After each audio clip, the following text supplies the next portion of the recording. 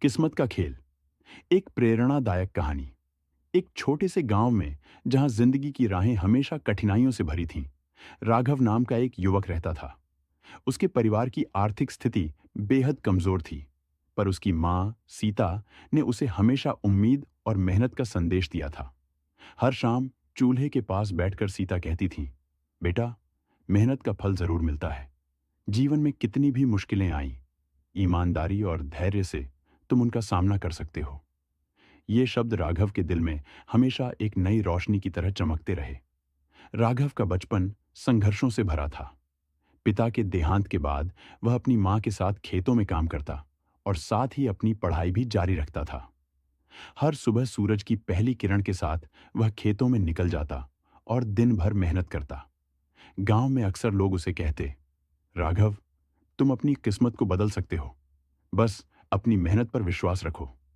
इन्हीं शब्दों ने उसके मन में एक अटूट विश्वास जगा दिया। एक दिन खेत में हल चलाते समय राघव की नजर एक पुरानी फटी हुई डायरी पर पड़ी।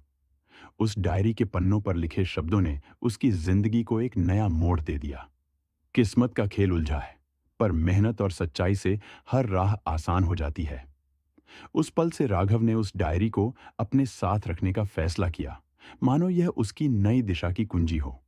कुछ महीनों बाद गांव में एक अमीर व्यापारी श्री शर्मा पहुंचे। गांव के मेले में जब हर कोई खुशियों में खोया था, श्री शर्मा ने राघव की मेहनत के बारे में सुना। वे सीधे राघव के पास आए और बोले, बेटा, मैंने सुना है कि तुम अपने काम में कितनी लगन रखते हो। क्या तुम मेरे साथ शहर जाकर कुछ नया सीखना चाहोगे? राघव की आंखों में आशा की चमक आ गई। उसकी मां ने उसे गले लगाते हुए आशीर्वाद दिया, बेटा, ये तुम्हारी मेहनत का फल है। इस अवसर को हाथ से जाने मत देना। शहर की ऊंची इमारतें, तेज गाड़ियां और भीड़-भाड़ राघव के लिए नए और अजीब थे। पहले दिन ही उसे कई चुनौतियों का सामना करना पड़ा। नौकरी में माहौल अलग था। सहकर्मी राघव से जलन करते थे और कभी-कभी तो उसे अकेलेपन का एहसास भी हुआ। एक दिन एक सहकर्मी रानी ने पूछते हुए कहा, राघव, इतनी भीड़ में तुम कैसे इतना शांत और स्थिर रह पाते हो? राघव मुस्कुराते हुए उत्तर दिया, मेरी मां ने मुझे सिखाया है कि कठिनाइयों से मत डरना, मेहनत और ईमानदारी से ही हर मुश्किल को आसान किया जा सकता है। उनके इस आत्मविश्वास और सच्चाई ने जल्द ही कंपनी के प्रबंधन का ध्यान खींचा। धीरे धीरे राघव ने अपनी मेहनत और लगन से कंपनी में एक महत्वपूर्ण स्थान बना लिया। उसे ऊंचे पद पर पदोन्नत किया गया और उसकी सफलता की कहानी पूरे ऑफिस में फैल गई। लेकिन किस्मत का खेल कभी भी सरल नहीं होता। जैसे जैसे राघव सफलता की ऊंचाइयों पर चढ़ता गया, कुछ सहकर्मी उसकी सफलता से जलने लगे। उन्होंने साजिश रचकर राघव की ईमानदारी पर प्रश्न उठाए। कई बार उसने इस बात का सामना किया कि कुछ लोग केवल दिखावे और ईर्ष्या में डूबे होते हैं। फिर भी राघव ने अपने सिद्धांतों से समझौता नहीं किया। उसने धैर्य और सत्यनिष्ठा से हर चुनौती का सामना किया।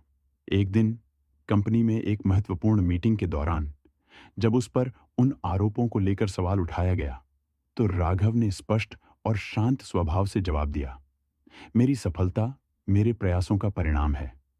मैं अपने आदर्शों और मेहनत पर कभी समझौता नहीं करूंगा।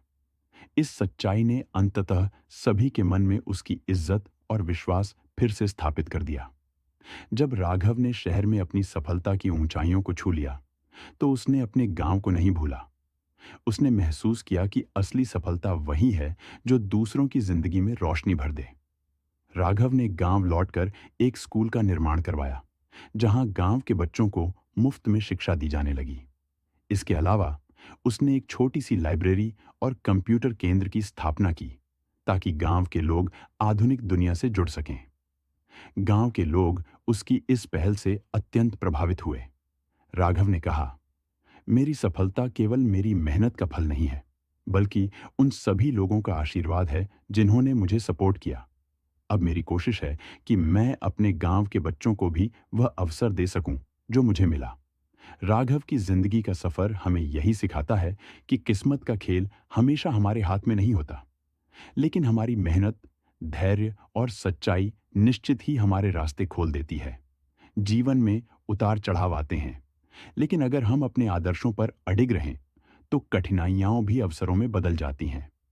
राघव ने साबित कर दिया कि चाहे किस्मत कितनी भी उलझी हो, अगर हम अपने सपनों को ईमानदारी से जीते हैं तो सफलता और सम्मान हमारे कदम चूमते हैं।